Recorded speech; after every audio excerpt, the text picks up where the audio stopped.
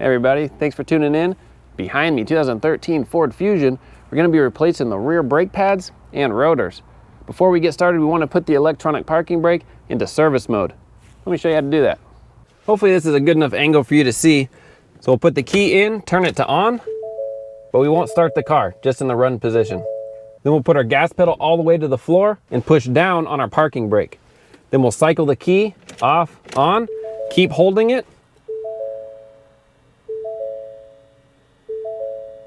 Our brake light is flashing, that's great. And let me move you over and see the display. So hopefully you can see that. Park brake maintenance mode, that's what we want to see. My hood's also open too.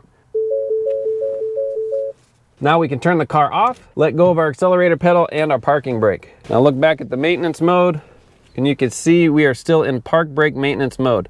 Now we're ready. We'll jack the vehicle up, put it on jack stands, and pull our tire off. We'll take off our caliper retainer with a flat screwdriver. Just put it in here, pop out. There we go. Pop out the bottom, perfect. Now in the back, take the cap off our slide pins, just with the screwdriver, push back on it. Watch out for our wiring here for our electronic parking brake. There we go, that's the cap. There should be one on the bottom too. There we go, set those aside. These are a 7mm Allen. We'll pull our slide pins all the way out and set those aside. Our caliper should slide straight out. There we go, looks like the pads are falling out, no problem. And then we'll set our caliper in a safe place. Let me see if I can get you a better angle. Our caliper bracket is held on by two 15mm bolts. Break those loose. They should have Loctite on them, so they'll feel a little stiff coming out. Finish them off with the electric ratchet. Nice, we'll set our bracket aside. Now let's pull off our rotor. Just take a hammer, smack on the rim, and that'll break it loose. There we go, didn't take much at all. Pop this off. Now we'll take a drill with a cleaning wheel and clean off our hub. All right, looks pretty good. Now let's prep our new rotor. Our new rotor comes with a protective coating for storage. You want to take some brake clean, spray that off, and wipe it down really good. There we go, let's install it. Set this on. I'm gonna take a lug nut, thread it down, and that'll lock our new rotor on while we assemble our brakes. There we go, now it won't move on us. For our bracket, we can take that same cleaning wheel and just clean off where our brake pads go. We'll put this on, new Loctite on our bolts, thread that in, put on our top one, snug those down.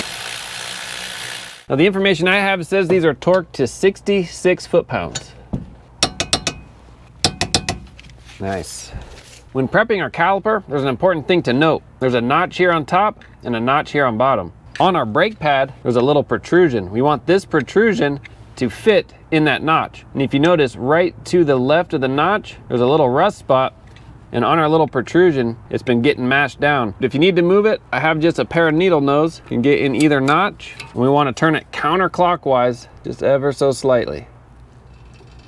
There we go. And we'll make sure that lines up with our new brake pads. If it doesn't, we'll turn it a little more to make sure that it does fall right in that notch. Now to push in our caliper piston, it does not need to be twisted while pushed in. You just push it in like standard. Get you to the side view so you can see. So we're just gonna push it in. There we go, all the way in till the bottom's out. Let's reset this up. Now we can install our brake pads. Our inner brake pad has a little spring on it. We'll just drop that in like that. And our outer brake pad has nothing on it. Slap that in, take our caliper, drop it over. Now we'll take our slide pin, wipe it off. We're gonna apply a thin coat of caliper grease. Put that in. Get that hand started first. And we'll wipe off the other one. A little bit of caliper grease. Slide that on. Get that hand started. Finish it off with the electric ratchet. And these are torqued to 21 foot-pounds. If you're using a big torque wrench like this, listen to that click. Sometimes it can be easy to miss. There we go. Perfect. We'll put our dust caps back on. And our new retaining spring. Put that in the hole. Make sure it falls all the way down. There, nice. We can take the butt of our screwdriver, just tap on it, make sure it's all the way in. That's it, we'll throw our tire on. That is torqued to 100 foot-pounds, and we'll go ahead and do the other side. Now we don't want to pump up the brakes until after we reinitiate our electronic parking brake. But all of this, we'll do the exact same thing to the other side. So taking it out of service mode is similar to putting it in service mode, except instead of pushing down on the parking brake, we'll activate it by pulling it up. Other than that, everything else is the same. So put the key in the ignition, turn it to on. We won't start it, just in the run position. We'll push the gas pedal all the way to the floor, pull up on the parking brake, turn it off, back on, and just let it do its thing. You might hear it activate in the back. That's perfectly normal. That's what we want it to do. Then it'll deactivate in the back. You'll hear it. Once all the noise is finished in the back, we can release our brake and our accelerator pedal. And that's it. We can turn the ignition off and then back on for good measure. It shows our parking brake is applied. We can unapply it. All right, there you go. That's how you can replace your rear brakes on your Ford Fusion. Oh no, not too bad. The last thing we want to do is take it for a good test drive and break in our new brakes. How we do that is take the vehicle up to about 30, 35 miles an hour and then come to a nice solid stop. Now, we don't want to lock the brakes. We do want to feel a nice positive stop and then do it again. Bring it up to about 30, 35 miles an hour, come to a nice positive stop. We want to do that about 4 or 5 times and our new brakes are ready to go.